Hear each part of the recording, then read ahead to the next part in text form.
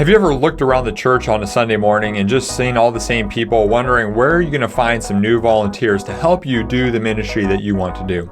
Well, in today's episode, we're going to help you to identify 5 ways that you can find more church volunteers so that you're not dipping into the same well of people all the time and you're getting new people involved in the ministry, ultimately helping you advance the ministry of the church. Here we go.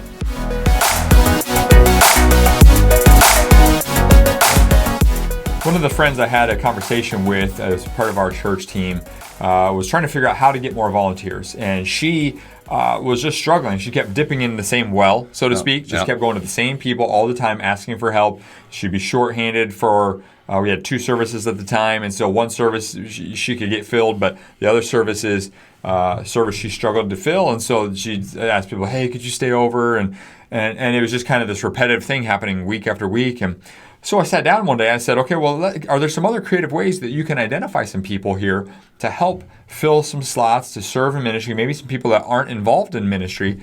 And through this conversation, was able to really help open her eyes into a whole new realm of potential volunteers that were sitting on the sidelines, not in the trenches, and she was able to start going to. And she just couldn't see them before. Couldn't see them. Yeah. And I think a lot of people...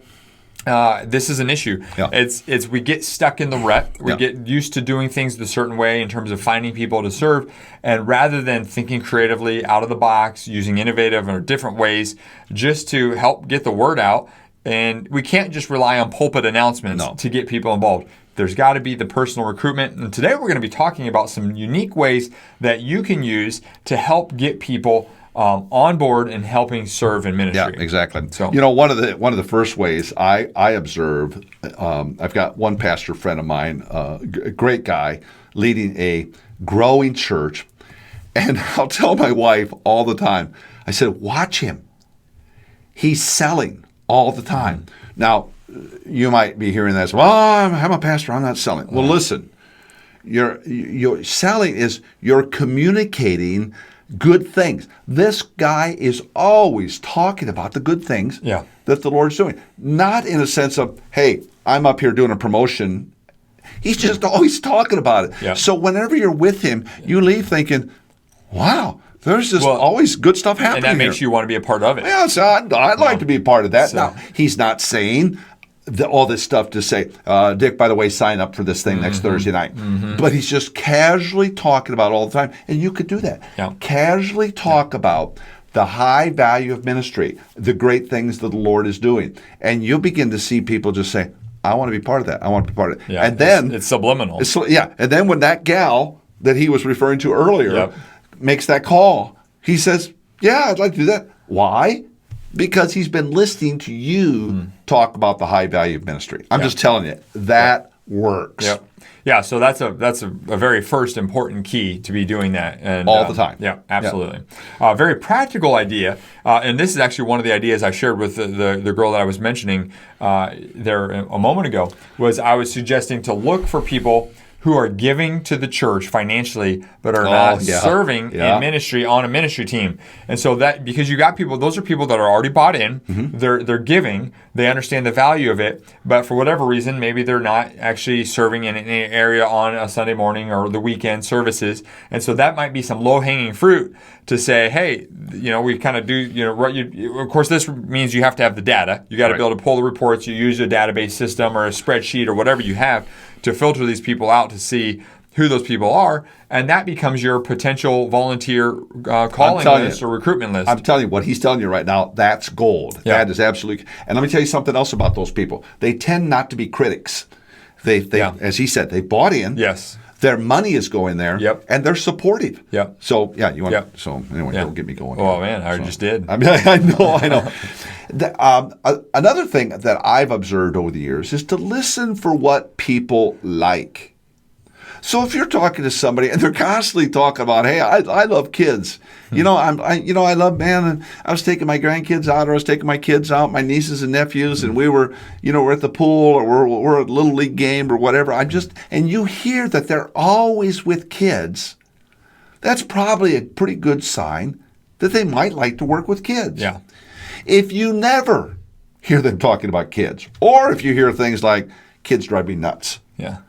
Don't angle them to kids.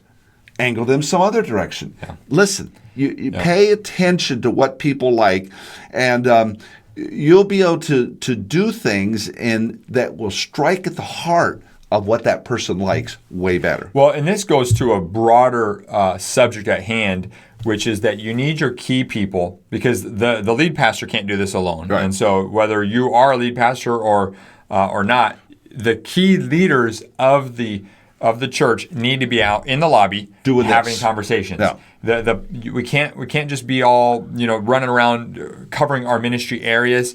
The team needs to get to the point where they can be free, the team leaders, where they can be free to be having these conversations, so that way they can be building relationships with the new people. Listening, and so that way then they can start to try to gear people towards certain things if they're not involved. Yeah, exactly. A fourth idea is to watch people excel. And so if there's people that are excelling in a specific area, or maybe they're out and they're doing something or serving in one area, and you can really start to see giftings come out, this is a way for you to identify and say, okay, hey, they might be a good fit for something over here. Or it could be, I know we're not talking about specific leadership roles in this episode, but it could be a leadership-related role where you could just see, okay, these people are excelling in something, and so we want to use this gift, we want to use the passion and what they are good at doing, and tap into it even further. Well, and I would say, even on this subject, Jonathan, is to watch for what people are excelling at in their profession, in their career field. Sure.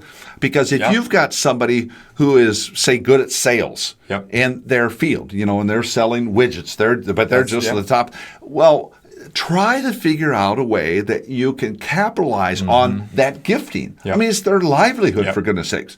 Whatever it is that they excel at in their profession, that's, again, you're paying attention to that and be able to use that in... that's a really good point. So then the final thing is that you want to engage other volunteers in this process. That's to your point. The pastor can't do it all. You can't do it all. And even the key leaders can't do it all. You need to start getting other people involved in the process. And so maybe can we just give a practical example? So say you've got some kids workers, and you need a few more kids workers.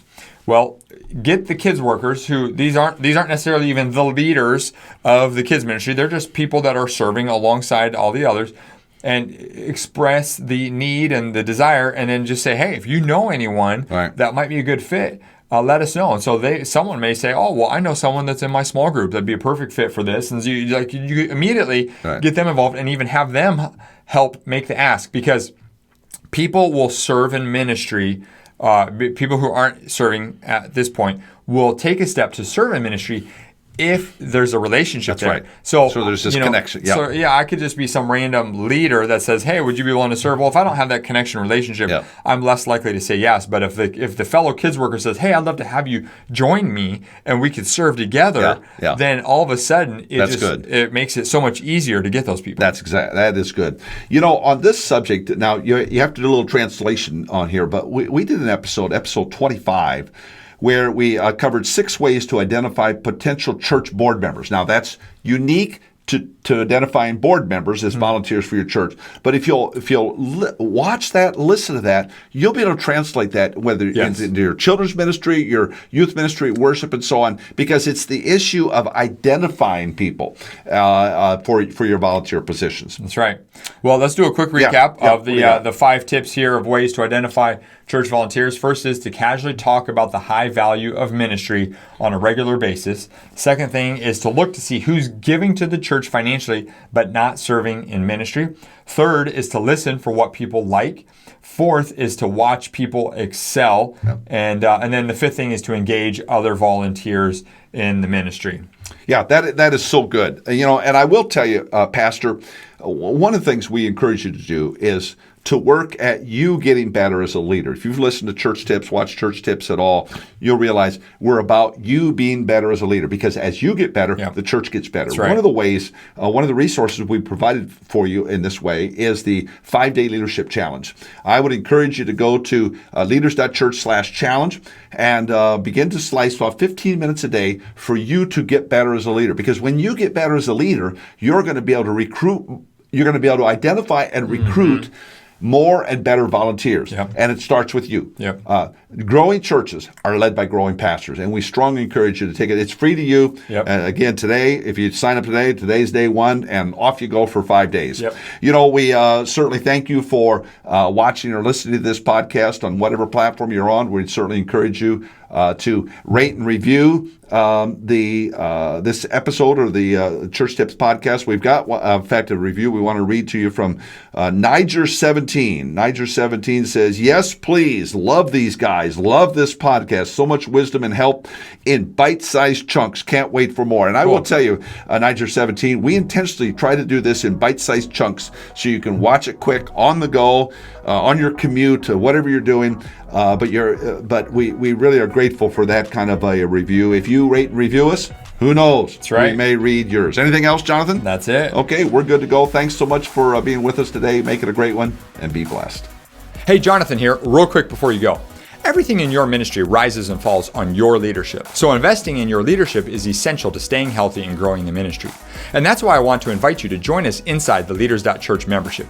This online streaming service for pastors gives you access to more than 300 videos plus training material to level up your leadership and improve your ministry skills. If you'd like to do that, I want to invite you to go to Leaders.Church/boost. Again, that's Leaders.Church/boost. Well, thanks again for joining us on the Church Tips podcast. We'll look forward to seeing you next time.